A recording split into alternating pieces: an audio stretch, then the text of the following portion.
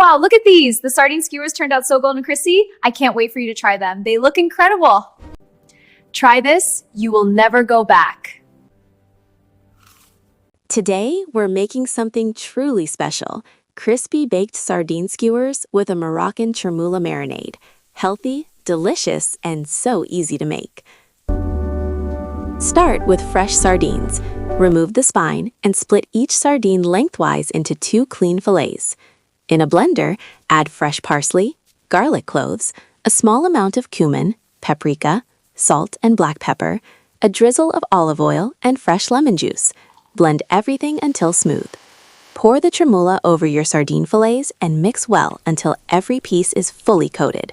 Take each piece, fold it, coat it in fine semolina, then thread it onto a wooden skewer.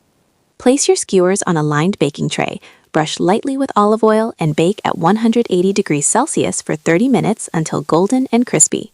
Crispy, flavorful, and so much healthier than frying. Try this and tell me in the comments what you think.